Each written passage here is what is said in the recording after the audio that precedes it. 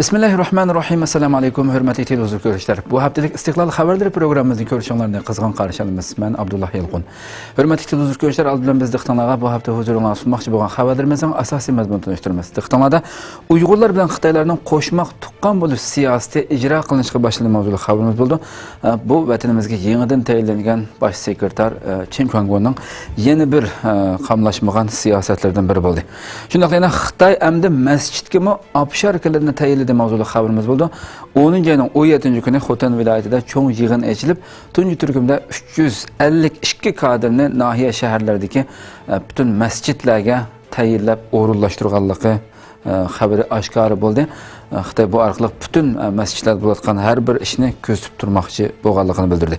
Shundaq yana Musulni qaytirib olish harakati boshlandi mavzuli xabarimiz. Buningga 30 necha davlatning 30 mingdan ko'p armiyasi qatnashgan. 10 ayning 16 kuni kecha boshlangan bu harakatda tunji kuni ham Iroq askarlaridan 100 necha askarninki o'ldirilganligi xabar bor. Bu va bundan boshqa xabarimiz diqqatinglar bo'ldi. Diqqatinglar ekranimiz bo'lsin.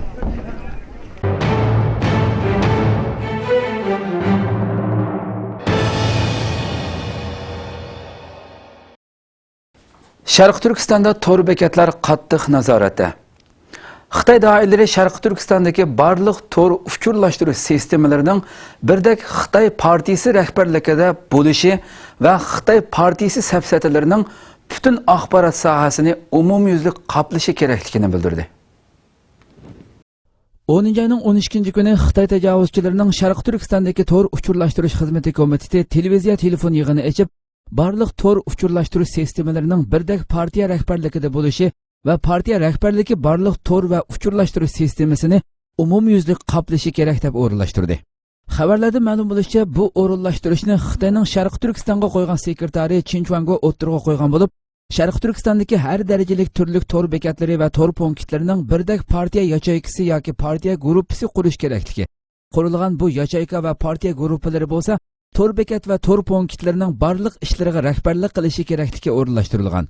Undan boshqa torda cho'qim o'z nomini qo'llanish tuzumini ching tutib, Sharq Turkiston tabasidagi muqim va ko'chma telefon abonentlari, aloqa tori abonentlari, tor punkt, munbar va bekatlarni o'z nomi bilan boshqarishni cho'qim 100% amalga oshirishni talab qilgan. Agar o'z nomini qo'llanmagan ahvol bayqalsa, uni vaqtida bartaraf qilish bilan birga maxfiyatlikni oshkorlash, tarqitish, ijtimoiy muqimlikqa chetiladigan uchurlarni o'z maylicha tarqatgan diniy mazmun va uningga munosabatlik faoliyat tashkillaganlar va nuqtaliq odamlarga qattiq zarb berish kerakligi alohida ta'kidlangan. Xitoy tajovuzchilarining Sharq Turkistonda tor bekat va munbarlarga qarata birdak Xitoy Kommunist partiyasining rahbarlik qilishi kerakligini o'tirg'a qo'yishi, barliq uchur aloqalarining qattiq kontrollik ostiga elinishi Sharq Turkistondagi zulmning qanchalik og'ir darajada ish berayotganligini ko'rsatib turmoqda. Uyg'urlar bilan Xitoylarning qo'shmaq tuqqan bo'lish safsatasi. Xitoy tajovuzchilarining Sharq Turkistondagi yangi sekretari Chen Quanguo yangi bir pastkash ijroatni yo'lga qo'ydi. U bo'lsa-mu Uyg'urlar bilan Xitoylar orasida urug' tuqqanchilik munosabati o'rnatish safsatasi. Xitoy tajovuzchilarining Sharq Turkistondagi sekretari Chen Quanguo 10 ayning 16 kuni tushdan burun Urumchida yig'in ochgan bo'lib, atalmish ijtimoiy muqimlik va abadiy aminlik temasida millatlar ittifoqlashib bir oila kishilardek bo'lish faoliyati elib berish to'g'risida jiddiy o'rinlashtirish elib borgan. Xabarlarda ma'lum bo'lishicha, atalmish millatlar bir oila kishilardek bo'lish degan bu safsatida mundaq mazmunlar o'tirg'a qo'yilgan. Atalmish ijtimoiy muqimlik va abadiy aminlikni amalga oshirish uchun ideya ko'rishi elib berib, millatlar orasida o'zaro tuqqanchilik o'rnatishni keng turda tashviq qilish bilan birga buni Sharq Turkistonning janubidagi Xotan, Qashqar, Otush va Oqsuv qatorliq joylarda qat'iy umumlashtirish. Sharq Turkistonning janubidagi rayonlarda qo'shmoqlashib tuqqan bo'lish siyosatini muhim nuqta qilib, buni bir turlik siyosiy vazifa qilib ching tutish bilan birga to'liq unumni qo'lga keltirish.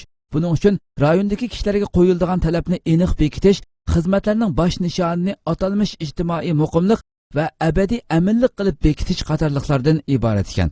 Undan boshqa millatlar orasidagi almashtirishni kuchaytirish bilan birga barliq ma'muriy va kasbiy o'rinlardagi kadr, ishchi xizmatchi va partiyaliklarning rayondagi xalq bilan qo'shmoqlashib tuqqan bo'lishining umumyuzlik qoplanishini amalga oshirish degandek safsatlar bilan o'rinlashtirishlar elib berilganligi ma'lum.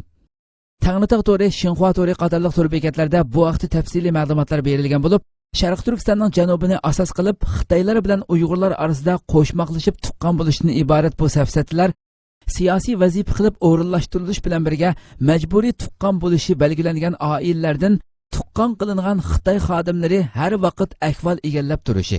Ikki oila cho'qim qarorlik holda tuqqanchilik faoliyati o'rinlashtirib, fikr egallab turish bilan birga bu faoliyatlar turmushdagi kundalik ish harakatlardan tortib, konkret jarayonlargacha singib kelishi kerakligi ta'kidlangan.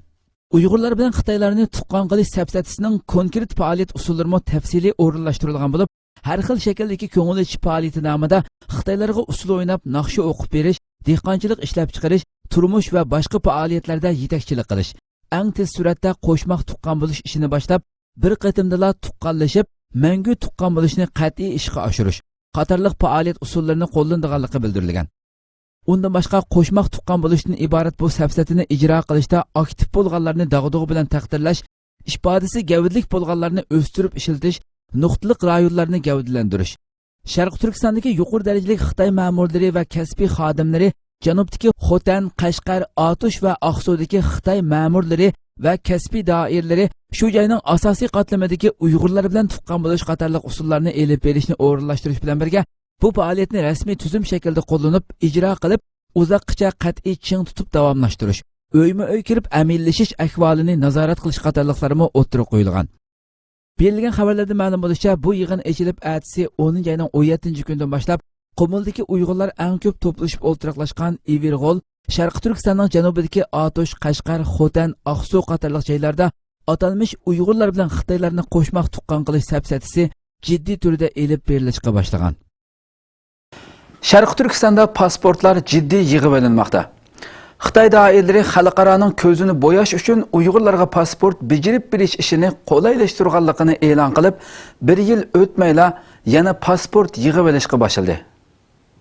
2015 yil oxiridan boshlab Xitoy tajovuzchilari xalqaro besimning turtkisi, shundaqla o'zlarini Sharq Turkiston xalqiga hech qanday zulm salmagan qilib ko'rsatish uchun Sharq Turkistonda Xitoy tajovuzchilarining shartiga to'shgan Uyg'urlarga pasport bijirib berish ishini qulaylashtirganligini e'lon qilgan edi.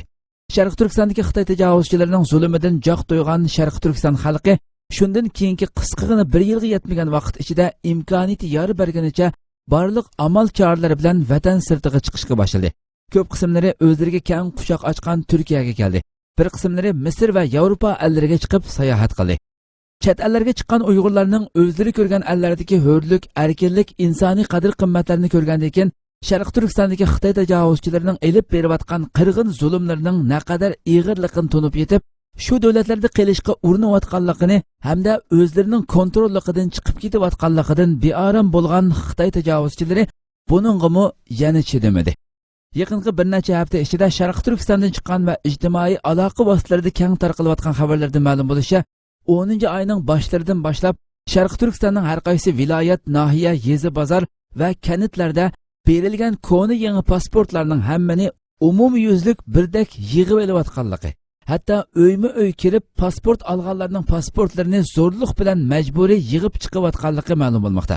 Undan boshqa pasporti uydan chiqmaganlarga alohida ogohlantirish chiqarib, 3 kun ichida pasportni topshirib bermasa jinoiy javobgarlikka tortilib, qattiq bartaraf qilinadiganligi bilan tahdid silingan.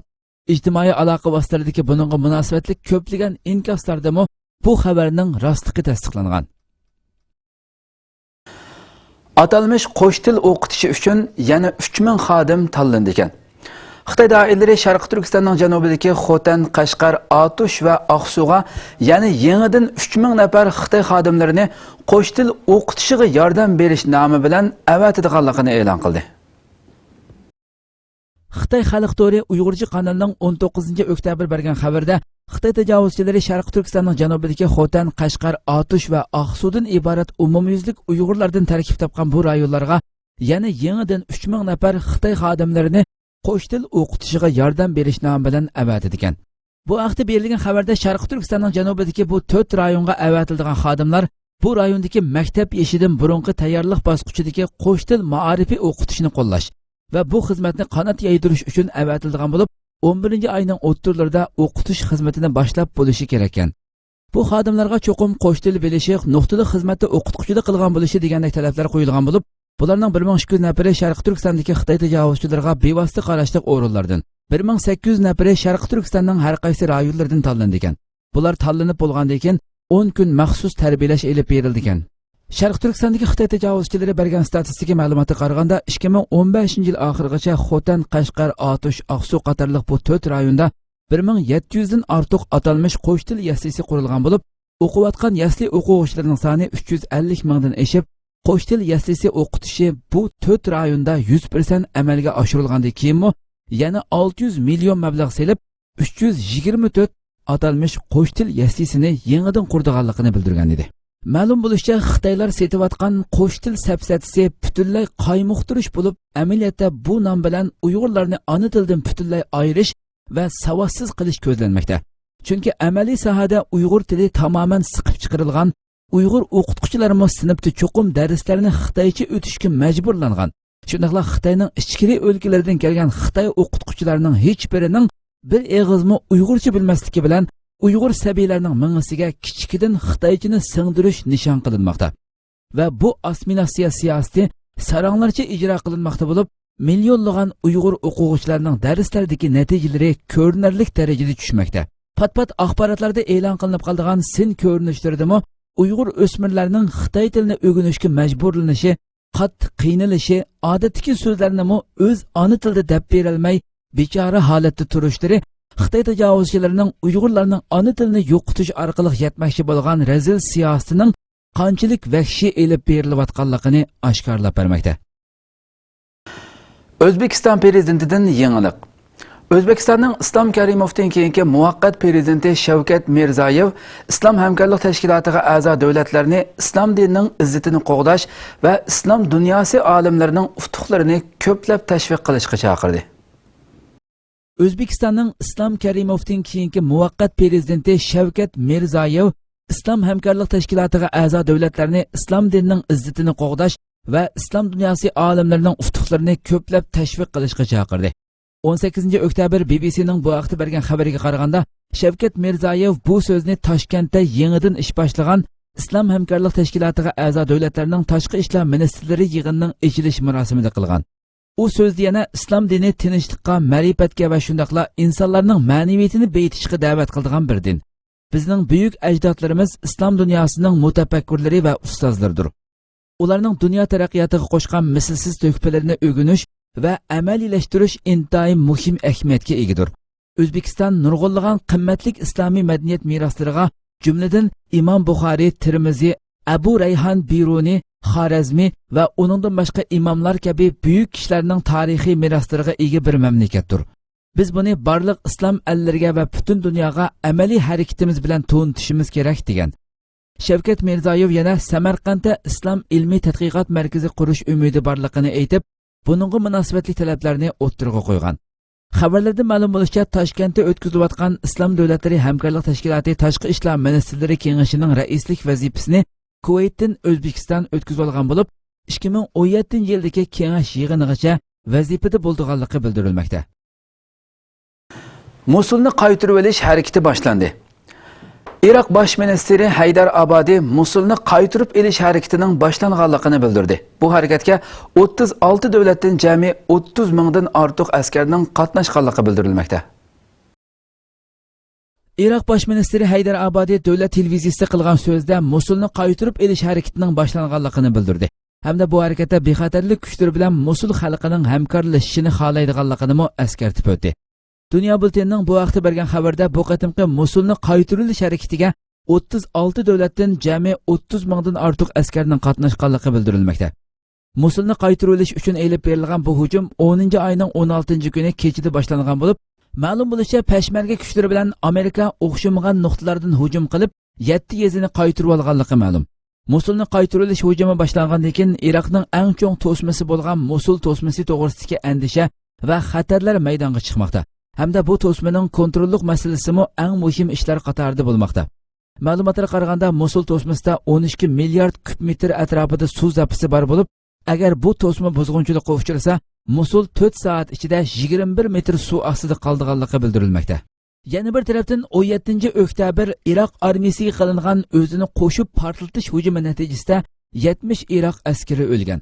Xabarlarda ma'lum bo'lishicha, Mosulni qaytarilish harakati jarayonidagi hujumlar shiddatli elib berilgan bo'lib, Giyara rayoniga ilgirlab mangan Iroq qismlarining askar mashinasi Bilavat yesida bomba qo'shlangan bir mashinaning hujumiga uchragan bo'lib, mashina o'zini qo'shib portlatqich tarafidan portlatilgan. Bu hujum natijasida Iroq askarlaridan 70 askar o'lgan bo'lib, jang hali ham shiddatli davomlashmoqda ekan. Mosulni qaytarilish hujumiga 30 mingdan ortiq Iroq askari bilan 4 mingdan ortiq Kurd peshmerga kuchlari qatnashganligi ma'lum. Ammo axborotlarda bu vaqtda xilma-xil xabarlar bo'lib, hujumga qatnashgan peshmerga Kurd kuchlarining sonining 15 mingdan oshirganligi bildirilmoqda. Shundaqla Iroqning rasmiy askarlarining ko'pinchisi shialar bo'lib, Mosul harakati boshlangandan buyon Mosuldagi yerlik sunniy musulmonlarning Shia Iroq askarlari tarafidan qattiq bostirishga uchirganligiga oid ko'rinishlarmi o'ttirg'a chiqmoqda. Xitoy amdi masjidga obsharga tayinladi. Xitoy tajovuzchilari 10 oyning 17 kuni Xotan viloyatida cho'ng yig'in ochib, tunji turkumda 352 nafar kadrni har qaysi nahiya shaharlaridagi masjidlarga yo'llagan bo'lib, bular kech-kunduz masjiddagi diniy faoliyatlarni, kirib chiqqanlarni, qisqasi har narsani ko'zitib, obsharkilik vazifasini o'rinlaydigan. Xitoy tajovuzchilari 10 oyning 17 kuni Xotan viloyatida cho'ng yig'in ochib, tunji turkumda 352 nafar kadrni har qaysi nahiya shaharlaridagi masjidlarga yo'llagan bo'lib, uzutish yig'iniga Xotan viloyatlik partikomning shujasi Jang Jinbao qatnashgan bo'lib, har qaysi nahiya shaharlarga tushadigan xizmat atlatlariga bayroq bergan. Viloyatlik partikomning muavin shujasi, ma'muriy mahkamaning valisi Aziz Musa yig'inga riyosatchilik qilgan. Xitoy sekretar Jang Jinbao munolarni ko'rsatgan. Diniy faoliyat bilan shug'ullanganlarni tarbiyalash, masjidlarni boshqarish, mulozimat qilish xizmatida yangilik yaratishni kuchaytirish, Abnum rayonlik partikom bosh nishonini cho'rdash, bosh nishonni aminlashtirish, ijtimoiy muqimlikni qo'g'dash, millatlar ittifoqligini kuchaytirish, dinlarning inoqligini ilgari surish, ommaviy asosni mustahkamlash, partiyaning hokimiyat yurgizish asosini puxtalash, strategik yuksaklikka turib chiqargan real ahamiyatga ega va cho'nqur tarixiy ahamiyatga ega tadbir va o'rinlashtirma. U yana so'zini davomlashtirib, viloyatlik partikom ma'muriy mahkamaning maxsus uzatish yig'ini echishi ko'pchilikka yo'lga chiqishdan burun ilhom berish hamda ko'pchilikning yangi qiyofatda asosiy qatlamga cho'nqur cho'kib, xizmatni yaxshi ishlashi uchun men viloyatlik partikom ma'muriy mahkamaga vakolatan ko'pchilikning Abdunman rayonlik partikomning o'rinlashtirmalarini boshlamchilik bilan amaliyotdan o'tkazganligiga chin ko'nglimdan rahmat aytaman. Ko'pchilikning umumiylikni ko'zlab, o'zining oilasidan voz kechishdek chakarlik xislatiga, kuchlik partiyaligiga oliy ehtirom bildiraman. Kanit turib masjid boshqaradigan kadrlar xizmat o'lchimini yuqori chekka yetkazib, ruhiy holatini yaxshi holatga tangshab, o'ziga qattiq talab qo'yib, xizmat o'rnida ching turib, o'z xizmatini qizg'in suyib, to'kpi qo'shishni majburiyat deb bilib, kanitda turib masjid boshqarish xizmatiga o'zini beg'ishlashi, dinlarning inoqligini tirishib ilgari surib, dinni sotsializm jamiyatiga uyg'unlashtirishga, zamonaviy turmush shakliga singishga yetaklashishi lozim.